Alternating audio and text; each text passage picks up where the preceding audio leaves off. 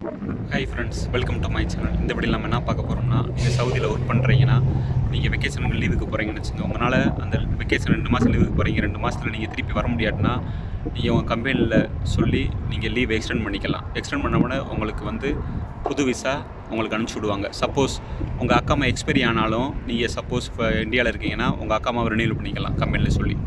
அதனால் suppose first extension பண்ணிட்டீங்க, அப்புறம் சில காரணங்களால் திருப்பி வர முடியாதுன்னா கூட அவங்க திருப்பி உங்கள் ரீஎன்ட்ரி விசாவை எக்ஸ்டெண்ட் பண்ணிக்கலாம். அதனால் உங்களோட ரீஎன்ட்ரி விசாவை நீங்கள் எத்தனை தடவை வேணால் எக்ஸ்டெண்ட் பண்ணிக்கலாம்.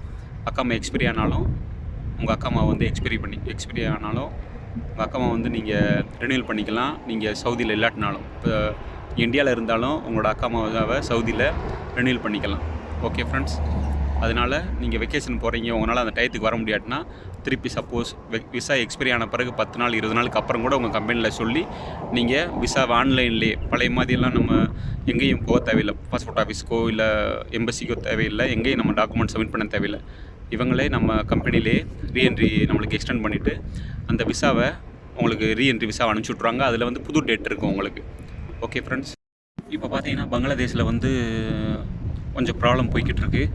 அதனால் அங்கேருந்து ஏகப்பட்ட ஃப்ளைட்டை வந்து கேன்சல் பண்ணிட்டாங்க. அதனால் நம்ம கம்பெனியில் ஒர்க் பண்ணுறவருக்குவே ஃபஸ்ட்டோட வர முடியல, திருப்பி எக்ஸ்டென்ஷன் பண்ணோம். இப்போ திருப்பி அவரோட விசா திருப்பி எக்ஸ்பைரி ஆயிடுச்சு.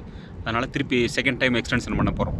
அதனால் நீங்கள் உங்களோட ரீஎன்ட்ரி எக்ஸ்டெண்ட் பண்ணுறதோ இல்லை அக்காமா எக்ஸ்பைரி ஆயிடுச்சோ இல்லை ரீஎன்ட்ரி எக்ஸ்பைரி ஆயிடுச்சோ அதை பற்றி கவலை இல்லை. உங்கள் கம்பெனி வந்து எக்ஸ்டெண்ட் பண்ணி கொடுத்தா நீங்கள் எப்போ வேணால் வரலாம் சவுதிக்கு. ஓகே ஃப்ரெண்ட்ஸ், அதனால் உங்களால் வர முடியலன்னா கம்பெனியில் இன்ஃபார்ம் பண்ணுங்கள், அவங்க உங்களுக்கு எக்ஸ்டெண்ட் பண்ணி அனுப்பிச்சி விடுவாங்க. Okay, please support and subscribe my channel.